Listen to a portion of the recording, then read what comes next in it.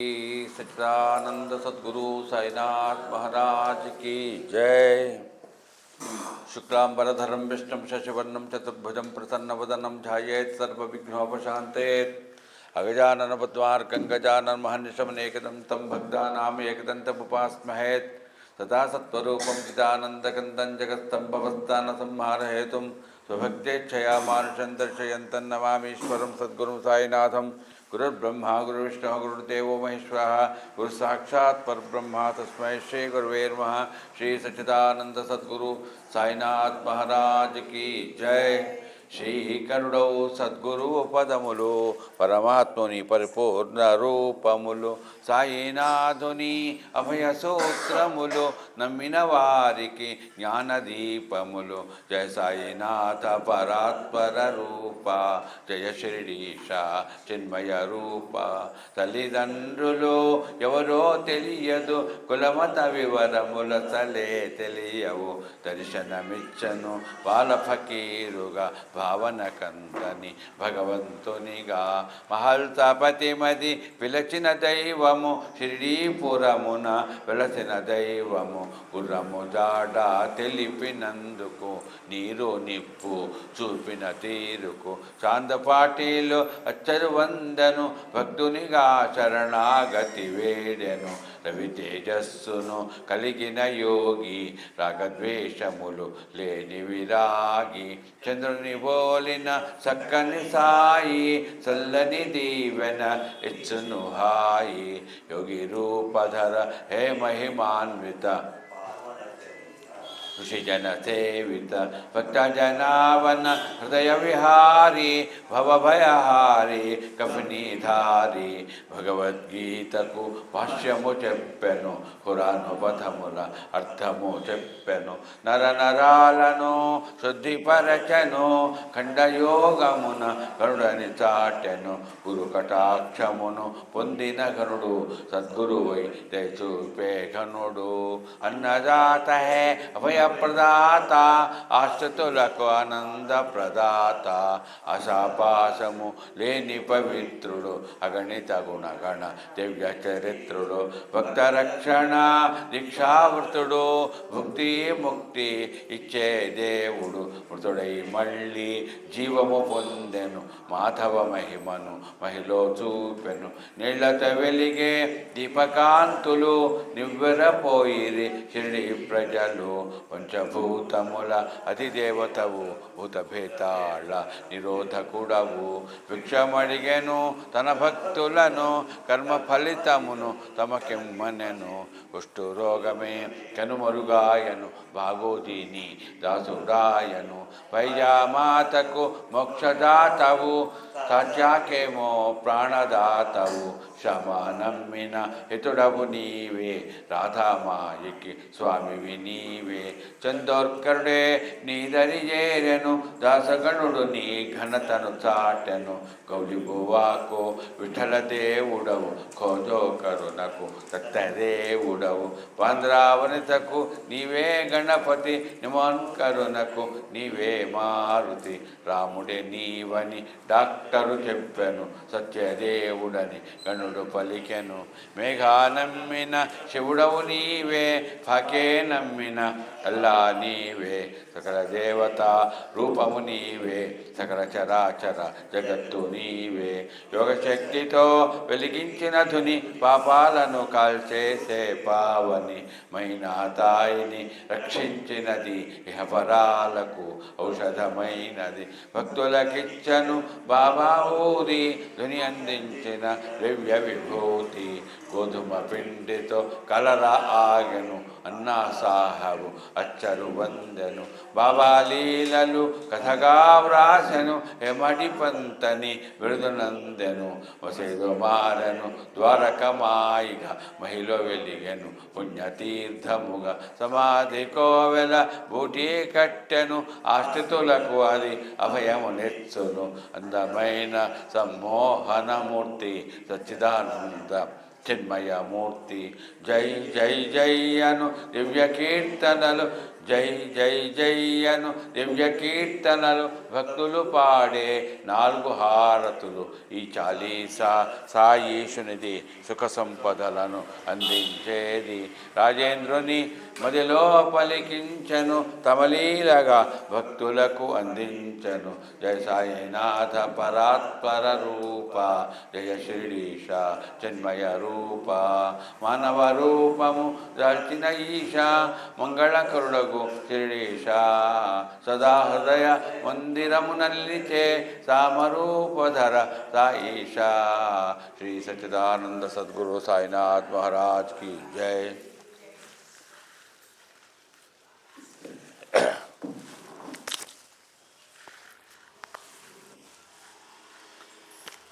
అంబనవాంబోజ్వలకరంబోజ శారద చంద్రచంద్రికాడంబర చారుమూర్తి ప్రకటస్ఫుటభూషణరత్నదీపికా చుంబిత దిగ్విభాగని సుక్తి వివిక్త నిజ ప్రభావ భావాంబర వీధి విష్ణుత విహారమమ్మ కృపతోడు భారతి. పరబ్రహ్మస్వరూపమైన సాయిబాబా భక్తులకు అందరికీ నమస్కారం. 622వ జ్ఞాన యజ్ఞం ఇది. దేని గురించి? జ్ఞాన యజ్ఞము అంటే చాలా యజ్ఞాలు చేస్తుంటాం మనం. ఇది జ్ఞానయజ్ఞం అన్నాం. అంటే మనలో ఏదైతే ఆలోచనలు ఉంటాయో వాటిలో సందేహాన్ని తీర్చుకోగలిగినటువంటి యజ్ఞం ఇది. ఎవరి గురించి? అది మనం చెప్పుకునే దాన్ని బట్టి ఉంటుంది. ఇప్పుడు మనం ఇక్కడ జ్ఞానయజ్ఞం అని పెట్టింది ఎవరి గురించి అంటే షిరిడి సాయిబాబా గురించి. షిరిడి సాయిబాబా యొక్క జీవిత చరిత్రలో ఉండేటువంటి విశేషాలలో కానీ ఏదైనా సందర్భాలలో ఉండేటువంటి కథలలో అంతర్భాగంగా ఉండేటువంటి ఆధ్యాత్మికమైన భావనలో కానీ మనకి ఏ సందేహాలు ఉన్నా కూడా ఈ వారం రోజుల పాటు, ఇది 2వ రోజు, నాకు నేనుగా జ్ఞాన యజ్ఞం అని ఎందుకు పేరు కొట్టుకున్నా అంటే ఆయన వస్తాడండి, వారం రోజుల పాటు ప్రవచనం చేస్తాడు అంటారు. అనవచ్చు, నేను అనకూడదని నేను వారం రోజుల పాటు ప్రవచనాలను చాలామంది మీరు బ్యానర్లు చూస్తుంటారు. నేను ప్రవచనాలని చెప్పడం లేదు. ఇది జ్ఞానయజ్ఞం. యజ్ఞం చేస్తున్నామంటే నేను కాదు ముఖ్యమైన వాడిని, మీరు కాదు ముఖ్యమైన వాళ్ళు. ఎవరు యజ్ఞకర్త? ఎవరు? భగవంతుడు. మీరు ఇక్కడ వచ్చి కూర్చోవాలన్నా, నేను వచ్చి చెప్పాలన్నా, నేను మాట్లాడాలన్నా, ఏం మాట్లాడాలన్నా, ఇప్పుడు మాట్లాడటం కాదు, ఏం మాట్లాడాలన్నా కూడా దాన్ని నిర్దేశించేవారు ఎవరంటే భగవంతుడే. యజ్ఞైన యజ్ఞమయకర్త దేవాహ అంటారు. కాబట్టి అట్లాంటి యజ్ఞకర్త, యజ్ఞం యొక్క ఆ స్థితిని మనకు అనుభవించేటువంటి, మనకు ఆనందం కలిగించేవాడు ఏమిటంటే భగవంతుడే. నేను భగవంతుడని ఇక్కడ నిన్న చెప్పలేదు, ఎవరైనా గురువు ఆయన. కాబట్టి విశేషమైనటువంటి అదృష్టం అండి. అందుకని నేను నిన్న కూడా చెప్పాను, భగవంతుడి చరిత్ర మనం వినవచ్చు, వినకూడదని కాదు, వింటే మంచిదే. మరి భగవంతుడి చరిత్రలో కూడా గురువు చరిత్ర ఉంటుంది. గురువు యొక్క అనుగ్రహం వల్లనే భగవంతుడు ఆ రకంగా అనుగ్రహాన్ని ప్రసాదిస్తూ ఉంటాడు. అది మీరు రామాయణం వినండి, గురువే. భారతం వినండి, గురువే. భాగవతం వినండి, గురువే. కాబట్టి గురువు యొక్క ఆవశ్యకత, గురువు యొక్క స్థితిని గురించి నిన్న మనం గుర్తు చేసుకున్నాం. ఈ గురువు ఏం చేస్తాడు? ఏదో అతనికి ఉండేటువంటి అనారోగ్యాన్ని పోగొడతాడు, లేకపోతే ఆయనకు ఉండేటువంటి ఆర్థిక స్థితిని బాగు చేస్తాడు, లేకపోతే ఏవైనా సమస్యలు ఉంటే అవి తీరుస్తాడు. ఇవి సాధారణం. అంటే చేర్చవచ్చు, చేస్తాడు కూడా. కానీ వీటన్నిటికంటే విశేషం ఏంటంటే మనస్సులో మార్పు చేస్తాడు. అవసరమా? అంటే నా మనసు ఎట్లా ఉంటుందంటే, ఎక్కడ ఏ రకమైనటువంటి స్థితి ఉన్నా కాస్తంత మనకు మెరుగ్గా ఉందంటే మనకు అహంకారం. నేను నిన్ననే చెప్పాను మీకు, 2 సంవత్సరాల క్రితం అనారోగ్యంలో పడ్డాను, బ్రతికి బయటపడ్డాను. అది ప్రసాదరావు గారికి తెలుసు, హాస్పిటల్ కూడా వచ్చాడు. ఈ రోజున కనీసం మాట్లాడుతున్నాను, కూర్చున్నాను. నాకు అనిపించింది ఎందుకు ఇది అని నాకు నేను అనుకుంటున్నా. ఎందుకంటే ఈ గుళ్ళో నాకు చాలా అనుభవాలు ఉన్నాయి. పెరాలసిస్ వచ్చింది. నేను అప్పుడు అనుకున్నాను, రే ఎదవా నోరు మూసుకొని కూర్చో, కాసేపు టేక్ రెస్ట్, అంతే అంతే. ఇది మరి ఏంటయ్యా, ఇది టేక్ రెస్ట్ కాదుగా, చాలా నొప్పిగా ఉంటుంది, చాలా బాధగా ఉంటుంది. కానీ అయ్యా నువ్వు అనుకుంటున్నావు 621 20 ఏదో, ఏది నంబర్ ఏదైనా కానీ, ఇన్ని జ్ఞానయజ్ఞాలు ఇంత బాగా చేశాను, స్కూటర్లో తిరిగాను, అక్కడ తిరిగాను, ఇవన్నీ పిచ్చి. తిప్పించింది నేనురా. అహంకారం పెరిగింది నీకు.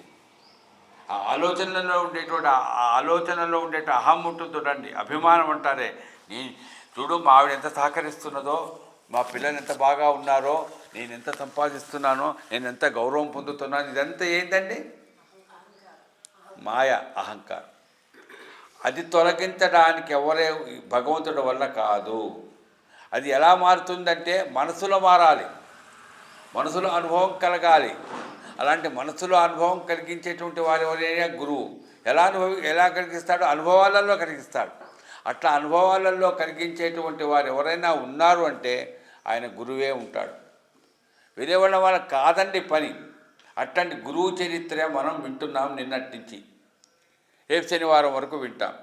నేను ఈ వారం రోజుల పాటు చేసేదాన్ని జ్ఞాన యజ్ఞం అన్నాను. కాబట్టి మనం వింటున్నప్పుడు మన ఆలోచనలన్నీ కూడా, భావనలన్నిటి కూడా గురువు మీద ఉండాలి. ఈ రోజున ఈ గురువు యొక్క మనస్సు మార్చేటువంటి స్థితి. చాలామంది ఈ మధ్య అంటున్నారు ఆయన ముస్లిం. మీరు కూడా వింటుంటారు. మీడియాలు ఎక్కువ, మీడియాలు వాట్సాప్లు గోలగోలగా ఉంది. నేనన్నా ఇప్పుడు ఈ రోజున 2025 లేకపోతే 2020 నుంచి ఉంది గోల. మీరు ఎవరైనా ముస్లిం అంటున్నారు కదా, ఇప్పుడు అనడం కాదు, మేఘానే అన్నాడు ఆయన ముస్లిం. ఏమైంది మేఘాకు? నేను అదే ప్రశ్న వేస్తున్నా. మీరు ముస్లిం అని ఎవరైతే చెప్తున్నారో వాళ్లకు దయచేసి సచరిత్ర పుస్తకం చదవమని చెప్పండి. నేను రాజేంద్ర ప్రసాద్ చెప్పాడు కాబట్టి ముస్లిం కాదని చెప్పడంలా, సచరిత్ర పుస్తకం చదవండి. మీకు చదవడానికి తీరిక లేకపోతే నోరు మూసుకోండి. సచరిత్ర చదవండి లేదా వినండి. చదివినా కూడా ఒక్కోసారి ఏందో సార్ రాసుకుంటారు సార్, ఆయనకేం సార్ అంటారు. కాదు, వినండి. నేను అందుకని చెప్తున్నా, మేఘా అనేటువంటి వ్యక్తి మనలాంటి వాడే. ఆయన పెళ్లి చేసుకోలేదు, ఆయన వంటలు చేసుకునేవాడు. మంచి శివభక్తుడు, చాలా గొప్ప శివభక్తుడు ఆయన. నోరు తెరిస్తే చాలు ఓం నమ శివాయ. అలాంటి శివభక్తుడు ఎవరైతే ఉన్నాడో, ఎవరు మేఘా అనేటువంటి వ్యక్తి,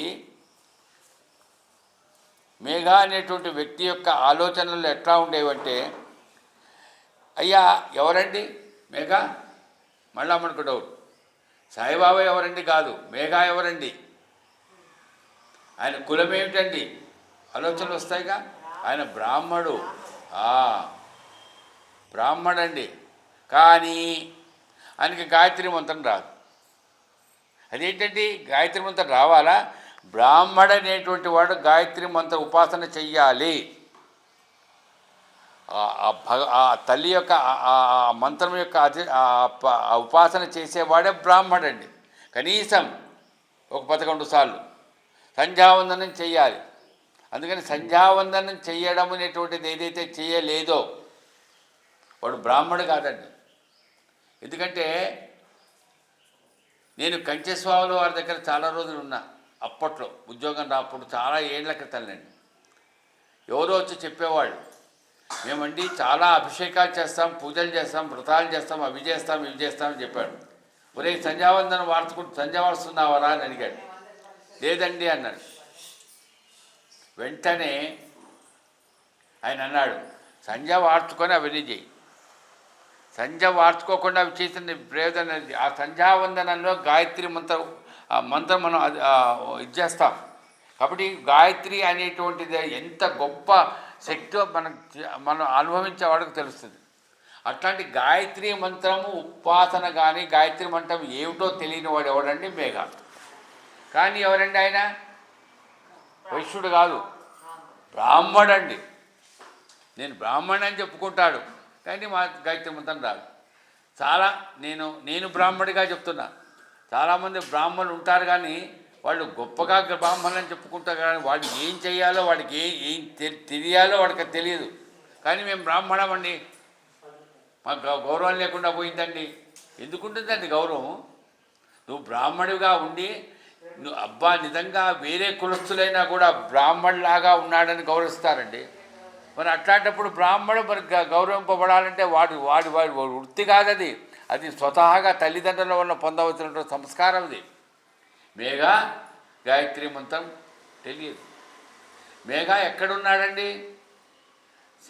హరివినాయక సాటి అయినటువంటి ఆయన ఇంట్లో వంటలు చేసుకుంటూ ఉండేవాడు. ఏదో అర్చనలు చేస్తుండేవాడు. శివాలయాలు శివ పూజ చేస్తాడు కదా, అంతే. శివ పూజ చేస్తాడు కానీ గాయత్రి మంత్రం రాదు.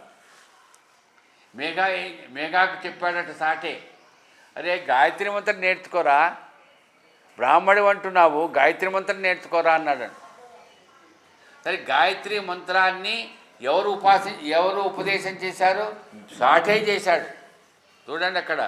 అందుకని గాయత్రి మంత్రం ఉపదేశం మనకు ఎవరు చేస్తారండి? మామూలుగా తండ్రి చేస్తాడు. ఎందుకంటే ద్విజులు ఎవరైతే ఉంటారో వైశ్యులు, వాళ్ళకి తెలుసు, ఉపనయనాలు అంటారు. ఆ ఉపనయనం చేసినప్పుడు తండ్రి ఉపదేశం చేస్తాడు. ఏం ఉపదేశం చేస్తాడు? గాయత్రి ఉపదేశం చేస్తాడు. కానీ ఈయనకు గాయత్రి ఉపదేశం చేసింది ఎవరు? సాటి అయినటువంటి వ్యక్తి చేశాడు. మరి సాటి అయినటువంటి వ్యక్తి ఉపదేశం చేసినప్పుడు ఆయన ఏమవుతాడండి? ఆయన మీరు ఆలోచించండి, చెప్పండి. నేను మీకు గాయత్రి మంత్రం ఉపదేశం చేశాను, నేను ఏమవుతాను? మీకు గురువుని అవుతాను, లేదా తండ్రి సమానంగా అవుతాను. అట్లాంటి పరిస్థితుల్లో సాఠే అనేటువంటి వ్యక్తికి గాయత్రి ఉపదేశం చేసింది ఎవరి అంటే సాఠే. ఆ సాఠే గాయత్రి మంత్ర ఉపదేశం చేసి చెప్పాడు. నిజంగా నాకు ఎంత ఆనందంగా ఉందంటే, అనారోగ్యం ఉన్నా కూడా లేదేమో, చాలా ఉత్సాహంగా ఉన్నావు అన్నది మా ఈ మధ్య. కారణం ఏం లేదండి, మందులు వేసుకుంటున్నా, అనారోగ్యంలో కాస్తంత ఇది ఉంది. కానీ ఇంతమంది సాయి బంధువుల మధ్య కూర్చొని సచరిత్ర మననం చేసుకోవడం ఏదైతే ఉందో, ఔషధం ఉందో, ఆ మందు ఉందో, ఆ టానిక్ ఉందో, నాకు ఉత్సాహం కలిగిస్తుంది. దానికి కారణం మీరే. అంటే భక్తులు ఎవరైతే ఉన్నారో, ఆయన నమ్ముకున్న వాళ్ళు ఎవరైతే ఉన్నారో, విందాం. చెప్పేవాడు గొప్పవాడు కాదు, బాగా గుర్తుపెట్టుకోండి. చెప్పేవాడు, రాసినవాడు ఆయనే చెప్పుకున్నాడు. నేను చాలా చెప్పినోడిని. నేను నాకున్నంత చపల చిత్తము, నాకున్నంత కొట్టి చేష్టలు ఎవరికీ లేవు. ఎవరు అన్నారు ఈ మాట? హేమాడిపంత్ అన్నాడు. కాబట్టి అట్లాంటి ఆయన అన్నాడు. ఏమన్నా నాకతేందండి? అట్లా ఈ ఉపదేశము పొందినటువంటి గురువు అనేటువంటి విషయాలలో సాటి అయినటువంటి వ్యక్తి ఈ రకంగా గాయత్రి ఉపదేశం ఎవరికి చేశాడు? మేఘాకు చేశాడు. కాబట్టి ఆయన గురువు అయ్యాడు. సరే, ఏదో వాళ్ళ ఇంట్లోనో అక్కడ ఊళ్ళోనో శివాలయాలు వాటిలలో పూజ చేసేవాడు. ఓం నమ శివాయ ఎప్పుడు పలకరించినా అదే ధ్యాస. గాయత్రి ఉపదేశం పొందాడు. చాలా చాలా గొప్ప తేజస్సు పొందాడండి. అది గాయత్రి ఉపదేశం పొందిన తర్వాత స్వతహాగా అది తెలియకుండా మనకు వచ్చేది ఏమిటంటే తేజస్సు వస్తుంది. అని చూడంగానే, సార్ ఈరోజు నేను గాయత్రి ఉపదేశం ఒక 10 సార్లు చేశాను అని అసలు ఆ గాయత్రి మంత్రం చేస్తుంటేనే చాలు ఒక రకమైనటువంటి గొప్ప తేజస్సు వస్తుంది ఆ వ్యక్తికి. అది వ్యక్తిగతమే. నేను గాయత్రి మంత్రం ఉపాసన చేశాను అనుకోండి, మా ఆవిడకి రాదు. వ్యక్తిగతమైనటువంటి ఆస్తి అది. అట్లా ఉపదేశం పొందినటువంటి మేఘ మంచి తేజస్సు పొందాడు, చాలా తేజస్సు. అందరూ మేఘా గారు బాగున్నారా? ఓం నమ శివాయ బాగున్నాను అంటే మేఘాను గౌరవించే వాళ్ళందరూ గాయత్రి మంత్ర ఉపదేశం పొందిన తర్వాత. అట్లాంటి మేఘకు చెప్పాడు హరివినాయక సాటి. చూడండి ఇక్కడ టర్నింగ్ అంటారు చూడండి. ఏమని? మేఘా, నీకు శివుడు అంటే చాలా ఇష్టం కదా, ఓం నమ శివాయ అంటున్నావు కదా. షిరిడీలో సాయిబాబా ఉన్నాడు, ఆయన నాకు గురువు. ఆయన చెప్పాడు, ఆయన నాకు గురువు. ఆయన సాటేవాడ అంటాను చూడండి, ఆ సాటేవాడ కట్టింది ఆయనే. నాకు గురువు ఆయన. ఆ నాకు గురువు అయినటువంటి ఆయన ఎవరు అనుకుంటున్నావు? నాకు గురువే, కానీ ఆయన శివుడు అయ్యా. మొన్న మీకు 1వ తారీఖు నేను వచ్చినప్పుడు గుర్తు చేశా, సాయిబాబా ఎవరో కాదు, ఆయన శివుడే. ఈ హరివినాయక సాటి అయినటువంటి వాడు కాస్త వైష్ణవుడేమో తెలియదు నాకు కూడా. కాదు, ఎవరు వెళ్ళినా, ఎవరి దగ్గరికి వెళ్ళారండి? శివుడి దగ్గరికి వెళ్ళామండి. శివుడు అవతరించాడు శివుడు అవతరించడం అనేది లేదు. ఎందుకంటే ఆయనకు అవతారాలు లేవు. ఆయనకి రెండే అవతారాలు, రెండే రూపాలు. ఒకటి రుద్ర, రెండు శివ.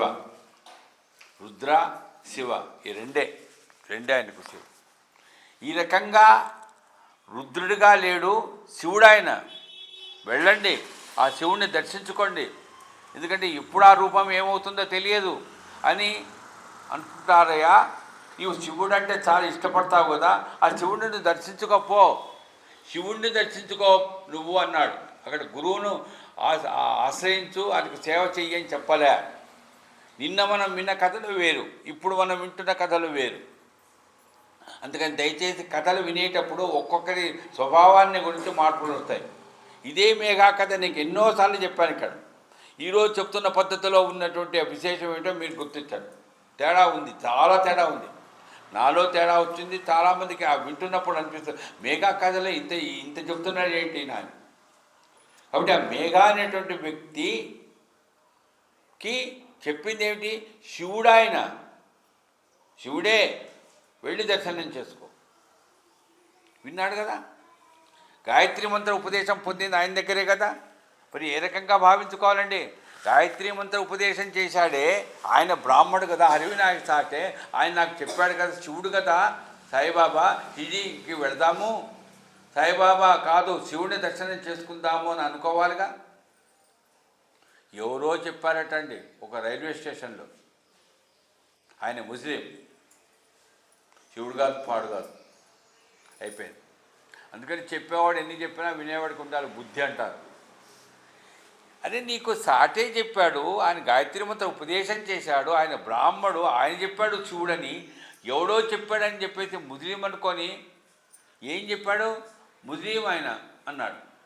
ఈయన ఏం చెప్పాడు? సాటే అక్కడికి వెళ్ళు, శివుడికి పూజ చేయి, ఆ శివుడిని అర్చించు, ఆయన శివుడే. ఆయన ఈయనకి ఏమనిపించిందంటే, ఇక్కడే మనం గుర్తుపెట్టుకోండి, ఆయన గురువు కాదు, గురువు నేను ఆశ్రయించను, అది నిన్నటి కథ, హేమాధిపతి గారి కథ. ఈరోజు మనం వింటున్న కథ ఆయన శివుడు కాదు, ఆయన నేను బ్రాహ్మణ్ణి, ఆయన ముస్లిం. వచ్చింది అక్కడ. శివుడు కాదు, నేను శివభక్తుణ్ణి, ఆయన శివుడు కాదండి, నేను బ్రాహ్మణ్ణి, ఆయన ముస్లిం. ఆ ముస్లింకి నేను పూజ చేయాలా? శివుడని ఆయన ముస్లింకు పూజ చేయాలా? నేను చేయను. నేను అది అక్కడ పోతేగా చేయాల్సి వస్తుందిగా. చెప్పాడు కదా ఎవరు? హరివినాయక సాటే. నేను వెళ్ళను తన శివుడికి అన్నాడు.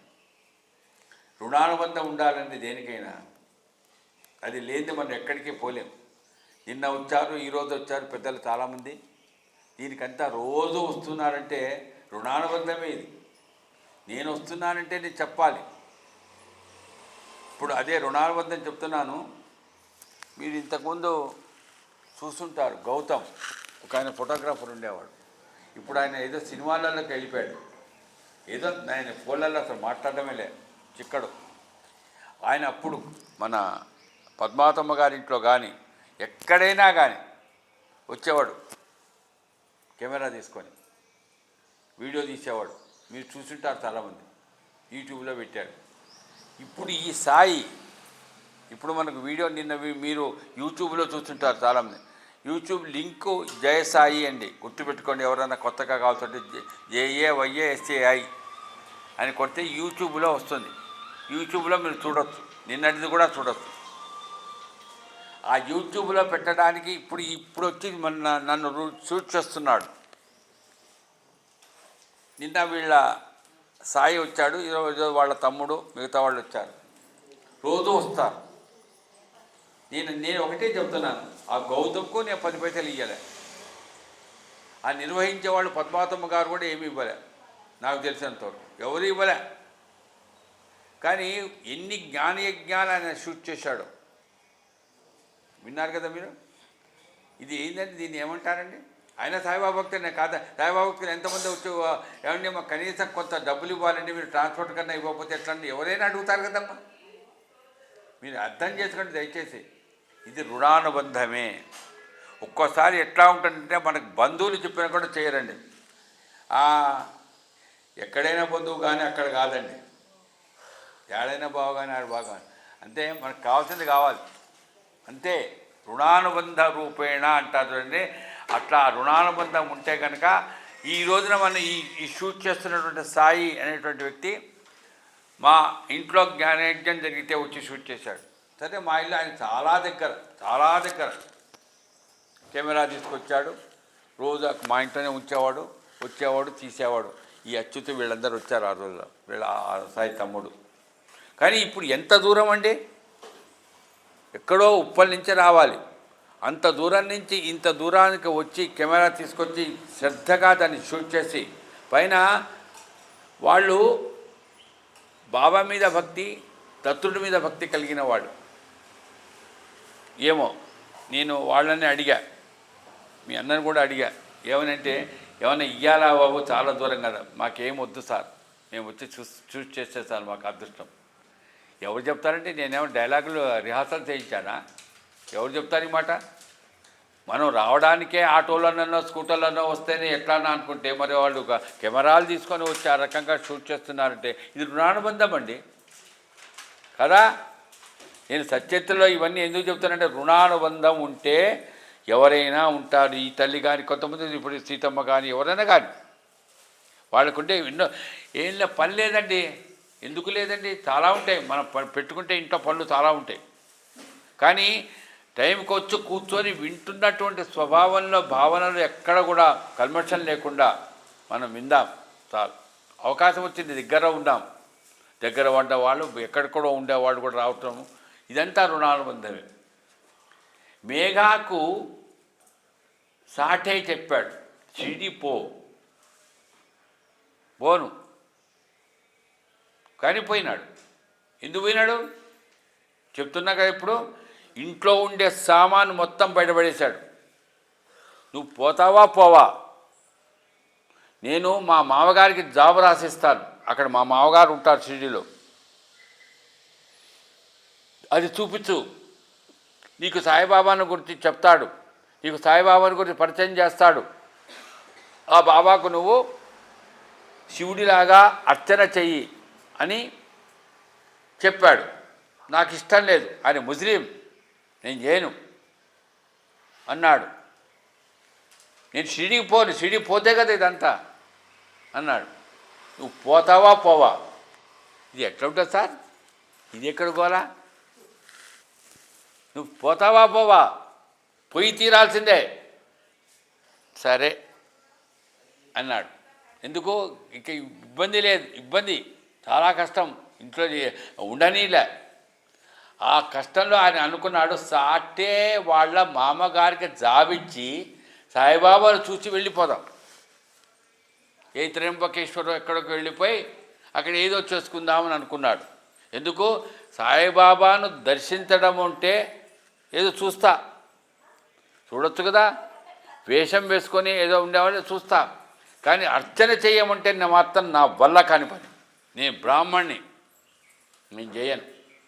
చూడండి ఎంత ఇదండి, నాకు అర్థం కాదు. దురహంకారం అంటారండి, అభిమానం ఉండొచ్చు, దురహంకారం పనికిరాదండి. మరి ఈ జాత్యాంకహంకారం నేను చెయ్యను. అట్లా అంటే ఆ పూజ అర్చన అంటే నేను చేయను. సరే, నువ్వు ఈయన మనసులో అనుకున్నాడు, అక్కడ పోయి నన్ను బలవంతం చేయరుగా, సాటే గారి మామగారు బలవంతం చేయరుగా, ఇట్లా చేసినట్టుగా ఇంట్లో నుంచి బయటపడేశాడు కదా. సరే, ఎందుకు వచ్చిన గోల, షిరిడికి వెళ్దాం అని షిరిడికి బయలుదేరాడు, వెళ్ళాడు.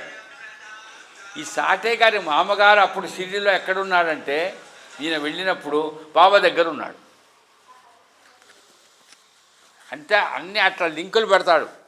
ఆయన వాళ్ళ ఇంట్లో ఉంటే పోయిండేవాడేమో, ఆ జాబిచ్చేవాడేమో, అయ్యా నాకు ఇష్టం లేదు, నేను బ్రాహ్మణ్ణి, నేను ఆయనకు పూజ చేయను, పాటు చేయను, నాకు తెలుసు. ఆయన చూడ్డానికి ఎట్లా ఉంటుంది అది, ఇప్పుడంటే దానికి కాస్త మార్పులు చేశారు, అది మసీదులాగా కొద్దిగా కనిపిస్తుంది, చాలా తక్కువ. కానీ ఆ రోజుల్లో ఇప్పుడు నేను చెప్తున్న కథ ఎన్నేళ్ల క్రితంది, 5 ఏళ్ల క్రితం, 5000 ఏండ్లు, 2000 ఏండ్ల క్రితంది కాదు, జస్ట్ 100 years బ్యాక్, 100 ఏండ్ల క్రితము. 100 ఏండ్ల క్రితం అది ఎట్లా ఉండేదంటే లోపలికి పోతుంటేనే ఇట్లా ఉండదు, ఎట్లా ఉంది బ్రహ్మాండంగా మందిరం, లోపలికి రాగానే చూడండి అట్లా లోపలికి రానక్కల్లా అట్లా బయటికి బయట నుంచి బా ఏం కట్టారండి బాబా మందిరం అనుకుంటాం. కానీ ఆ రోజుల్లో ఆ ద్వారకామాయి అని పిలిచినటువంటి ఆ స్థలము ఏదైతే ఉందో అది అది పాడుబడ్డ మసీదు. మసీదు లోపలికి అడుగు పెడుతున్నాడు. ఇంకా అర్థమైపోయింది, ఎవరో చెప్పింది కరెక్టే. ఆయన ఏదో ఆంజనేయ స్వామి గుడిలోనో లేదా ఏ శివాలయంలోనో ఉంటే అదే వేరే రకం. ఆయన ఉంటున్నది పాడుబడ్డ మసీదులో.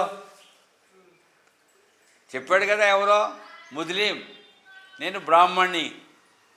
లోపలికి అడుగు పెట్టాడు. ఎందుకు అడుగు పెట్టాడని నేను చెప్పానుగా, సాటేవాడ మామగారు అక్కడే ఉన్నారు.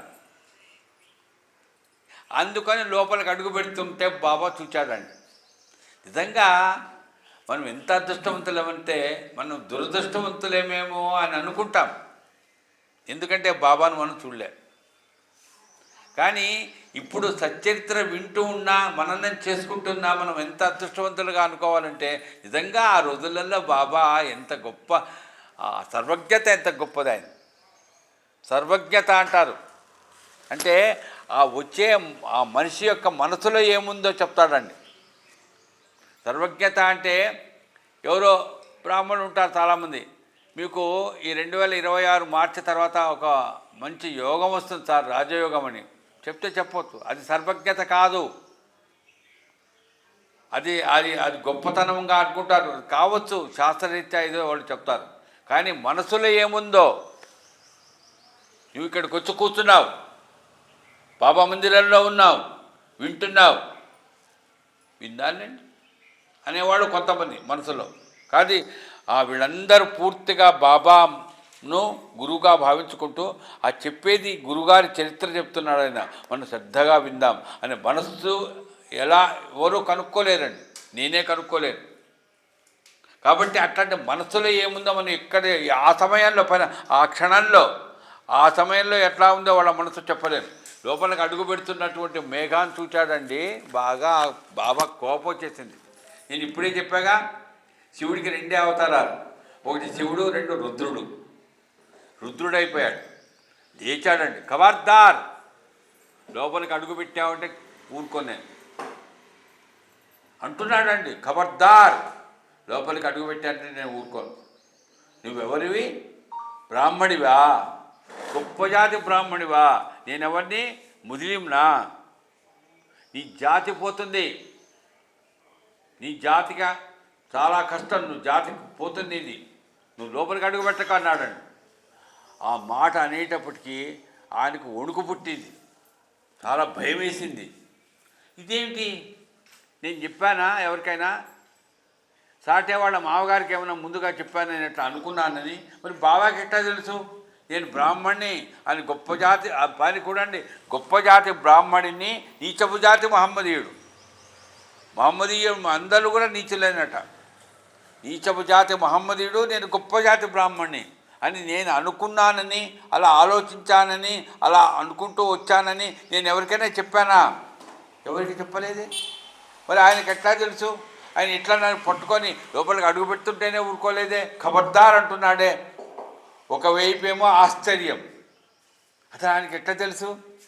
నేను ఎప్పుడు చూడలేదే. మసీదు లోపలికి అడుగుపెట్టానే, ఆయన ముస్లింగా అనుకుంటున్నానే, అది నీచపు జాతి మహమ్మదీయుడని, నేను గొప్ప జాతి బ్రాహ్మణుని అనుకుంటున్నానే. కానీ అది ఆయనకి ఎట్లా తెలుసు? అక్కడ చూడండి, విశేషమైన విచిత్రం ఏంటంటే ఆశ్చర్యం కలిగిస్తున్నది. ఆశ్చర్యంతో పాటు ఏం కలిపింది? భయం. అమ్మ బాబోయ్, ఈయన పట్టుకొని నన్ను తిడుతున్నాడే. నా మనసులో ఉండేది ఎట్లా తెలిసింది ఆయనకు? లాభం లేదు. లోపలికి అడుగు పెట్టడానికి చేత కావడంలే. పెడితే కొడతాడేమో కూడా. అట్లా అంత రుద్రుడుగా ఉన్నాడండి, అంత కోపంతో ఉన్నాడు. ఎవరు? మసీదులో ఫకీరులాగా వేషం వేసుకున్నటువంటి వ్యక్తి. నేను ఇక్కడే గుర్తుపెట్టుకుని దయచేసి, గుర్తుకు వస్తున్నది నాకు. వేషం చూసి, రూపాన్ని చూసి భగవంతుడుగా కానీ ఎవరిగా కానీ ఏ రకంగా గుర్తించడం చాలా కష్టం. అందుకని వేషము, రూపము, ఈ 2 ఏదైతే ఉన్నాయో ఇవి భగవంతుడిగా నిర్ధారించడానికి పనికి రావు. దానికి నేను ఉదాహరణ చెప్తాను. శ్రీరామచంద్రమూర్తి ఎవరు తెలుసుగా మీకు? మీకు తెలియంది, ఆయన అడవులలోకి వెళ్తూ అడవులకు వెళ్తే మీకు తెలుసు సుగ్రీవుడు, లేదా మీ ఆ కథలన్నీ తెలుసు. ఈయన ఎవరు? సాధువులాగా ఉన్నాడు. ఈయన క్షత్రియుడు కాదు, బాణం పట్టుకున్నాడు, గొప్పవాడే, కానీ క్షత్రియుడు కాదు ఈయన. ఎందుకు? ఆ వేషం. నేను అందుకున్న వేషం చూసి వీళ్ళేదో అడుక్కోవడానికో దేనికో వస్తున్నారు, ఏదో చాలా ఇబ్బందుల్లో ఉన్నారు, ఈయన ఎవరు సాధువు అని అనుకుంటున్నాడట. ఎవరు? ఆయన సుగ్రీవుడు. కానీ కాదయ్యా, ఆయనకి అట్లా వేషం అట్లా ఉంది, కానీ ఆయన ఎవరో మర్యాదా పురుషోత్తముడు, రాజు ఆయన, చక్రవర్తి కాబోతున్నటువంటి వాడు. ఆయన ఎంత మహానుభావుడో నీకేం తెలుసయ్యా? నాకు తెలుసు అని ఎవరు చెప్పారు? నాకు కూడా గుర్తు చేయండి. ఆంజనేయ స్వామి. ఎందుకు? ఆంజనేయ స్వామి బ్రహ్మ, ఆయన ఈశ్వరాంశ సంభూతుడు. ఆయన చూసి ఆయన చూడాలి, దగ్గరికి రాలే సుగ్రీవా. ఎందుకంటే సుగ్రీవుడు రాదు కదా, ఈయన మంత్రి కదా. మంత్రి చెప్పాడు, నువ్వు ఆయన దగ్గరికి రా. ఆయన చూడ్డానికి ఆయన వేషం ఎట్లా ఉంది? క్షత్రుడిలాగా లేదు. ఎవరిని ఏ రకంగా కూడా ఆయన వశపరుచుకునేటువంటి శక్తి ఆయన దగ్గర లేనే లేదు. సైన్యము లేదు, ఏమీ లేదు. అట్లాంటి బికారిని పట్టుకొని, వేషం వేసుకున్నటువంటి సాధువును పట్టుకొని నువ్వు ఏదో అంటున్నావు. కాదయ్యా, వేషం అట్లా ఉంది, కానీ ఆయన ఎంతమందినైనా శత్రువులను, ఎంతమందినైనటువంటి అధర్మంగా ప్రవర్తించేవాడని ఏం చేస్తాడో నీకు తెలియదు. చాలా గొప్పవాడు ఆయన. ఆయన దగ్గర ఉండే ధనస్సు గొప్పది, ఆయన సరస్సు, ఆయనకు ఉండేటువంటి శక్తి సామర్థ్యాలు మామూలు కావు అని ఎవరు చెప్పారు? ఆంజనేయ స్వామికి ఏమైనా ముందు తెలుసా అండి? ఇదే అంటే వేషము. ఆ వేషములో ఉండేటువంటి ఆ శక్తి సామర్థ్యాలు గుర్తించాలంటే ఏముండాలి? ఆయనలో భగవంతుడి శక్తి ఉండాలి. అది అంటే ఆంజనేయ స్వామి ఆ సుగ్రీవుడు చెప్పడానికి శ్రీరామచంద్రమూర్తిలో ఇంత శక్తి ఉందనడానికి ఆంజనేయ స్వామికి ఆ శక్తి ఉండాలి కదండి. ఆంజనేయ స్వామికి ఎట్లా వచ్చింది ఆ శక్తి? అది ఆయన అంతర్ముఖంగా ఆలోచన, ఆయన ఈశ్వరాంశ సంభూతుడు ఆయన. అయ్యా, అట్లాగే సాయిబాబా అనేటువంటి వ్యక్తి వేషం వేసుకున్నాడు. అది వేషం, అదే ఇది ఫకీర్ వేషం. ఉన్నది ఎక్కడ? మసీదు అడవులో తిరుగుతూ వేషమేమో సాధువులాగా వేసుకుంటే ఆయన రాజుని ఎట్లా అంటుకుంటాడండి? కానీ సుగ్రీవుడికి చెప్పాడే మంత్రిగా ఎవరు? ఆంజనేయ స్వామి. అలాగే ఇక్కడ ఎవరు చెప్పలేదు. అక్కడికి ఇక్కడికి, ఆ కథకి ఈ కథకు కొంత తేడా ఏంటంటే అక్కడ ఎవరో ఆంజనేయ స్వామి చెప్పాడు, ఇక్కడ ఎవరు చెప్పలేదండి. అట్లా కబర్దార్ లోపలికి వచ్చావంటే నేను ఊరుకోను అని సాయిబాబా అంటే, అయ్యా ఆయన ఏమనకయ్యా బాబు, ఆయన సాధు, ఆయన వేషం అట్లా వేసుకున్నాడు, కానీ ఆయన ఈశ్వరుడే, శివుడే అని ఎవరైనా చెప్పుంటే మరి మేఘాకి ఎట్లా ఉండేదో నేను చెప్పలేను. కథలో నేనేం మార్పులు చేయను. కథలో ఏమైంది? ఎవరూ చెప్పలేదు. భయం పుట్టింది, ఆశ్చర్యం వేసింది. రెండు సైమల్టేనియస్లీ, రెండు. ఒకటి భయం. ఎందుకు భయం? లోపలికి పోతే కొడతాడేమో, రుద్రుడైపోయాడు బాబా. రెండవది ఏంటి? ఆశ్చర్యం. అబ్బా, నా మనసులో ఉండే నేను గొప్ప జాతి బ్రాహ్మణ్ణి, నువ్వు నీచపు జాతి మహమ్మదీయుడివి అన్న మాట నా మనసులో నేను అనుకుంటే ఆయనకి ఎట్లా తెలిసిందా? ఒకటి ఆశ్చర్యం, రెండు భయం. ఏమైంది? వెళ్ళిపోయాడు, బయటికి వెళ్ళిపోయాడు. తర్వాత సాటెను కలిశాడు, జాబిచ్చాడు, వద్దు నేను వెళ్ళాను. ఆశ్చర్యం కలిగింది, కానీ మనసులో ఉండేటువంటి ఆలోచనలో మార్పు రాలే. అది నిన్న కూడా గుర్తు చేశా, ఇప్పుడు చెప్తున్నా. మనసులో ఆలోచన ఆయన ఈశ్వరుడే అనేటువంటి పూర్తి నిర్ధారణ ఆయన మనసులో కలగలే. అది తొందరగా రాదండి, చాలా కష్టం. చాలామందికి మా బంధువులకు కానీ మీ బంధువులకు కానీ చెప్పండి, ఎంత చెప్పినా వాళ్ళకి సాయిబాబా అంటే అంటే అంతే. ఏమయ్యా ఆయన శివుడేనయ్యా, ఆయన అమ్మవారేనయ్యా. ఏమో సార్ మసీదులో ఉన్నాడంట కదా సార్. అవును మసీదులో ఉన్నాడు, ఫకీర్గా వేషం వేసుకున్నాడు. అందుకనే హేమాడి పంత్ గారు సత్యతో చెప్తాడు, అజ్ఞానం అనేటువంటి వేషం వేసుకొని జ్ఞాని అయినటువంటి వారు ఎవరంటే సాయిబాబాయే. అదొక అదొక అదొక వేషం. నేను ఈరోజు చాలా కప్పుకున్నా, కుంకుమ పెట్టుకున్నా. సరే మీకు తెలుసు బ్రాహ్మణ్ణి. నేను ఈ రకంగా ఉండి ఒకవేళ నేను కనుక తలగుడ్డ కట్టుకొని, అది తలకు గుడ్డ కట్టుకొని పక్కేలాగా వస్తే, సార్ మా గుళ్ళో మీరు చెప్పకండి సార్, వచ్చేస్తారు ఎవరైనా. సనాతన ధర్మ పరిరక్షణ సమితో ఇది అంటారు చూడండి. మీరు వేషం మార్చుకోండి ఒకవేళ చెప్పదలుచుకుంటే. మా లక్ష్మీనగర్ సాయిబాబా కూడా చెప్పాలంటే అంటారో అనరో నాకు తెలీదు, నేను చెప్తున్నా. అందుకని వేషానికి స్థలానికి ప్రాధాన్యత ఇస్తారు. నేను ఇక్కడ ఏం చెప్తున్నానంటే, మనము సాయిబాబా మందిరంలో ఉన్నాం, ఇక్కడ శివుడు ఉన్నాడు, అమ్మవారు అందరూ ఉన్నారు. కానీ ఈ సాయిబాబా మందిరంలో మన ఎక్కడ కూడా ఆలోచనలో అవసరం లేదు, చంచలత. కానీ ఉన్నది ఎక్కడ మసీదు. పని వేషం ఎట్లా ఉంది, ఫకీరే. మేఘాకు ఆలోచనలో మార్పు రాలేదు, వెళ్ళిపోయాడు. ఎక్కడికి వెళ్ళిపోయాడు? ఇల్లు లేదు, ఏం లేదు కదండి, భార్య లేదు, పిల్లలు లేరు, ఎవరూ లేరు. అందుకని ఏం చేశాడు, త్ర్యంబకేశ్వర్ వెళ్ళిపోయాడు. త్ర్యంబకేశ్వర్ వెళ్ళిపోయి అక్కడ కొన్ని రోజులు ఉన్నాడు, ఏదో నడిచిపోతున్నది. తర్వాత తన సొంత ఊరికి వచ్చాడట, విరామ్గామ్ అనే ఊరు పేరు, అక్కడికి వచ్చాడట. మరి ఎప్పుడో పాత ఊరు, తన ఊరికి వచ్చాడు. వచ్చిన తర్వాత ఎవరు మేఘ కొన్ని రోజులు అక్కడ ఉన్నాడు. ఇప్పుడే చెప్తున్నాను నేను, ఆయనకు అనుకోకుండా ఒక అనారోగ్యం కలిగింది. చెప్తున్నా కదా, కొంతమందికి ఎట్లా ఉంటుందంటే అనారోగ్యాలు కలుగుతాయి. నాకు కలిగింది, చాలామందికి కలుగుతాయి. అనారోగ్యం కలిగినప్పుడన్నా కనీసం మనసులో మార్పు రావాలి, బుద్ధి రావాలి. కొన్నాళ్ళు అనుభవించాట, మంచానబడ్డాట. అయితే ఆ మంచి డాక్టర్ లేడు, మంచి ట్రీట్మెంట్ లేదు. ఇది మీకు అందరికీ తెలుసు. మేఘా మెల్లమెల్లగా తెలుసుకున్నాడు. ఆ రోజులు ఇంత లేదు కదండి సైన్స్. మేఘా ఏం చేశాడు? ఏం లేదు, సంపాదన లేదు. ఏం చేశాడు? బుద్ధి వచ్చిందండి, మనసులో మార్పు వచ్చింది. అందుకని చెప్తారు, అంతర్ముఖంగా ఆలోచనలో మార్పు రావాలి, బహిర్ముఖంగా రాదు. నాకు వచ్చింది, నేను పొరపాటు చేశాను. ఏం పొరపాటు అండి?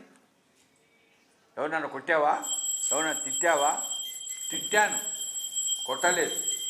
ఎవరిని తిట్టాను? సాక్షాత్ ఈశ్వరునే తిట్టాను.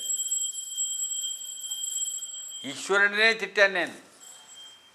మార్పు వచ్చింది. ఎవరాని ఈశ్వరుడు? సాయిబాబాయే.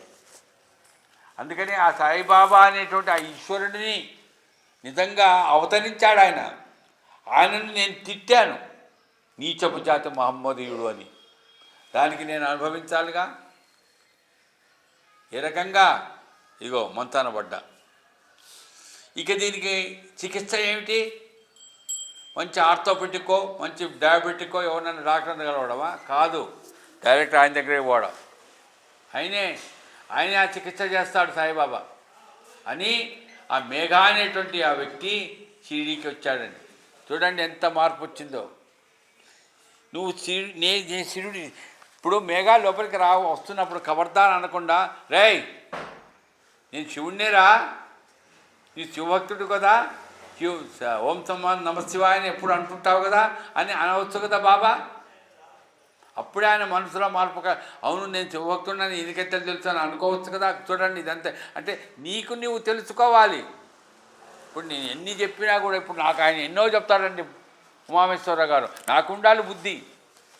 నువ్వు ఇది చేయండి, మీరు ఇట్లా చేయండి, మీరు ఇట్లా రండి, మీరు ఎంతంటే వాళ్ళు చేస్తున్న అనుభవాలను నాకు చాలా తక్కువ, కానీ నా మనసులో మార్పు రావాలి. అందుకని సాయిబాబా భక్తులకు సాయిబాబా ఏం చేస్తాడంటే, మనసులో మీ అంతటా మీరు మార్పు పొందండి.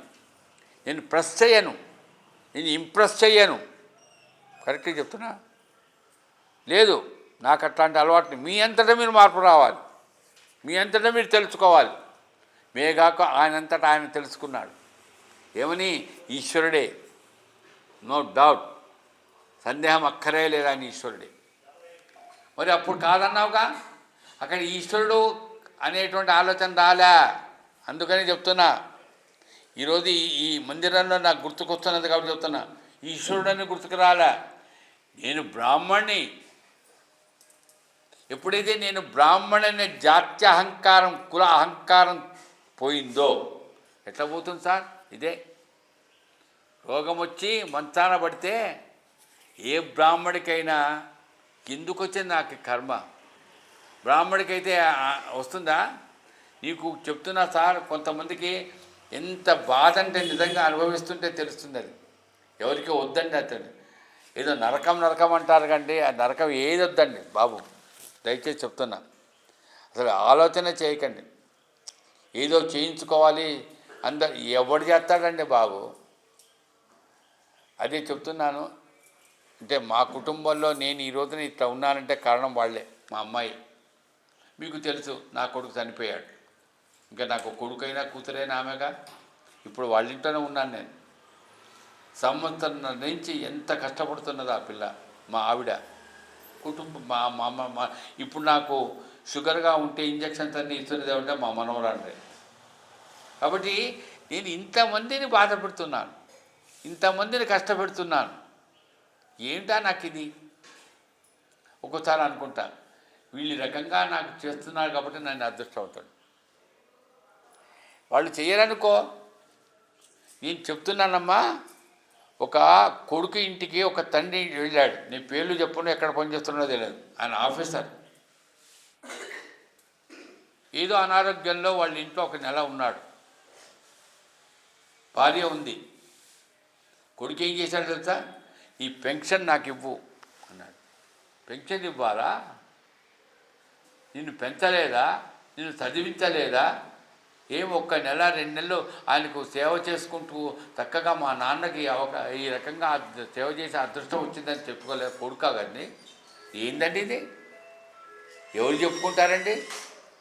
ఎంత బాధగా ఉంటుంది తెలుసండి. పెన్షన్ అడుగుతావా? వాడికి తెలియదా ఏదో చిన్న చిన్న ఖర్చులు వాడు కూడా పెడతారు, కానీ పెన్షన్ అడుగుతున్నారండి. మరి నేను ఎవరినైనా అట్లా మీ సంగతి ఎంత అనుభవం, ఎంత బాధపడతారు. కానీ ఈరోజు నాకు ఆ స్థితి లేదు.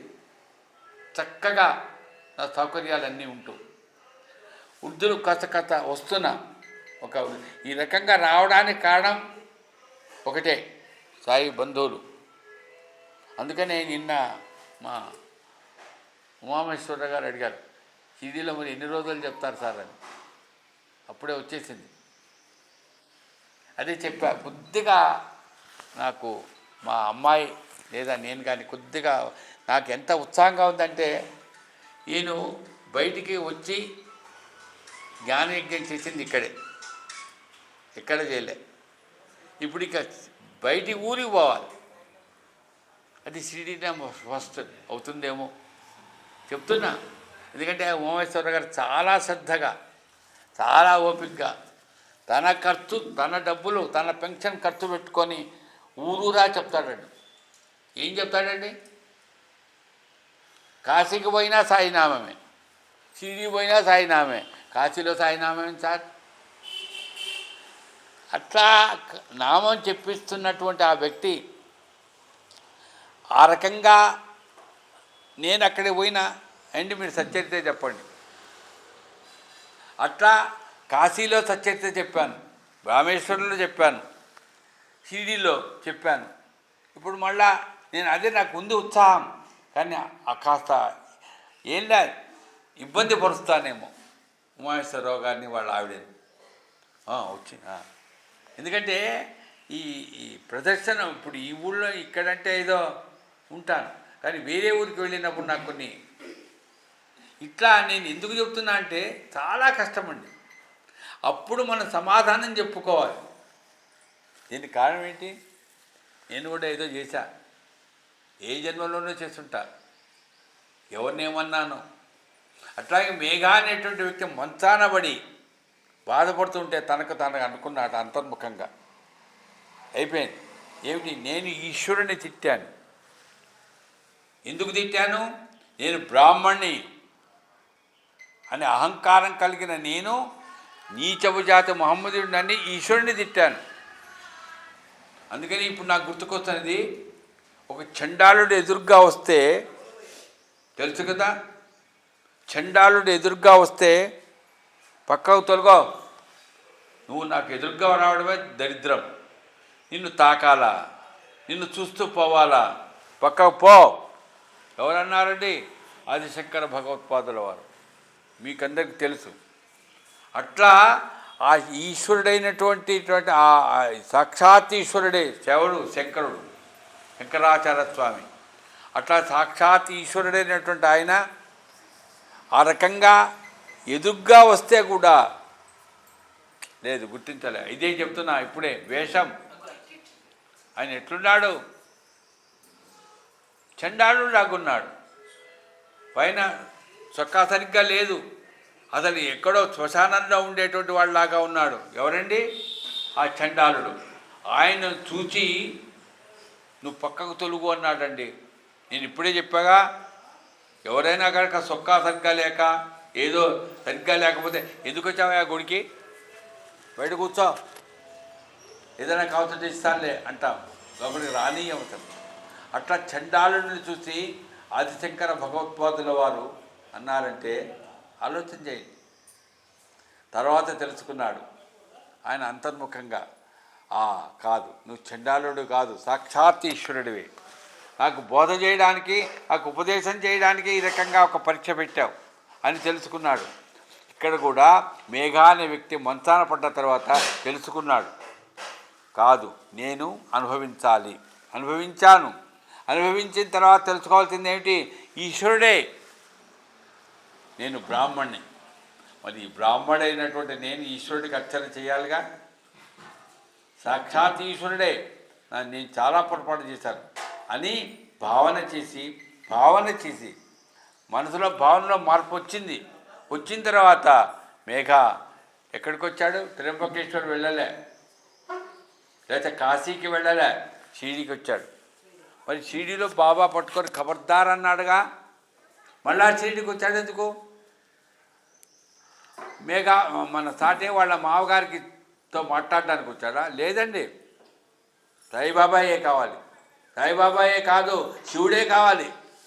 చూడండి ఎంత పట్టుదల. లోపలికి వచ్చాడు, అప్పుడు ఖబర్దార్ అనలే, ఏం మాట్లాడలే. అందుకని ఈశ్వరుడి యొక్క తత్వం ఏంటో తెలుసా అండి? ఆయన మాట్లాడంటే నోరు లేదనుకోకండి, ఆయనకు నోరు లేకపోవడం ఉంటాడు బాబు, అన్నీ ఉన్నాయి ఆయనకి. ఆయన ఎంత మౌనంగా ఉన్నాడంటే మనం అంత జాగ్రత్తగా ఉండాలి. ఆయన నోరు విప్పాడంటే అయిపోయా. కాబట్టి అంత మౌనంతో ఉండేటువంటి ఎవరు? ఈశ్వరుడే. ఎవరు? సాక్షాత్ ఈశ్వరుడైనటువంటి సాయిబాబా మౌనంగా ఉన్నాడు, చూచాడు. ఇంకా నిర్ధారణ అయిపోయింది, ఈయన ఈశ్వరుడే. నేను బ్రాహ్మణ్ణే, ఆ కులమేం మారలేదు. ఇక్కడే నేను చెప్తున్నానమ్మా, కొంతమంది విమర్శించే వాళ్ళను, ఇంత పట్టుదల పట్టినటువంటి మేఘాకు బాబా ఏమైనా కులం మారమని చెప్పాడా, మతం మారమని చెప్పాడా? ఎందుకంటే మాట్లాడతారు మీరు? ఎందుకు మాట్లాడతారు అసలు? మేఘా లోపలికి వస్తే అప్పుడేమో ఖబర్దార్ నీ జాతి పోతుందన్నాడు, కానీ నీ కులం మారమని చెప్పలేదే. ఇప్పుడు వస్తున్నాడు, మౌనంగా ఉన్నాడు ఈశ్వరుడు. లోపలికి వచ్చాడు, కూర్చున్నాడు. ఎవరు అడిగారట, మరి అప్పుడేమో ఏమో అన్నాడు కదా, ఇప్పుడు ఏమి మాట్లాడటం లేదు కదా. ఎవరు? సాయిబాబా. వచ్చి కూర్చున్నావు, లోపలికి రావయా, పొరపాటు అయిపోయింది అని అనుకున్నావు కదా, లోపల పక్కన కూర్చో, లేకపోతే ఇక్కడ కూర్చో, నీకు భోజనం చేయి, అది ఏమనలేదే, ఏం మాట్లాడలేదే అని ఎవరో అడిగారట. అప్పుడు మేఘా అన్నాడట, శివుడు మాట్లాడతాడా అన్నాడండి. అది మనం మాట్లాడతాం, మనం మాట్లాడుకొని అంతర్ముఖంగా శివుడు నాకు సమాధానం చెప్పాడని మనం చెప్పుకుంటాం. శివుడు సాక్షాత్ గురువు అండి, ఆయన గురువు అండి, అది గురువు ఆయనే. అట్లాంటి మనకు మనగా సమాధానం చెప్పుకోగలిగినటువంటి ఆ రకంగా అంతర్ముఖమైనటువంటి ఆలోచన కలిగి ఉన్నటువంటి స్థితి ఏదైతే ఉందో అది శివుడు మనకు అనుగ్రహిస్తాడు.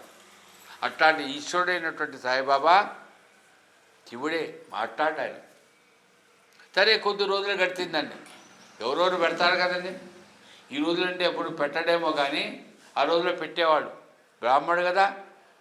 అయితే వస్తున్నాడు, తింటున్నాడు, చూస్తున్నాడు బాబా దగ్గర, అంతే. రే మేఘా, ఇప్పటికైనా బుద్ధి వచ్చిందా? వచ్చి నా సేవ చేయి, నేను ఈశ్వరునే అన్నాడా? లేదండి. ఇదే మనం గుర్తుపెట్టుకోండి.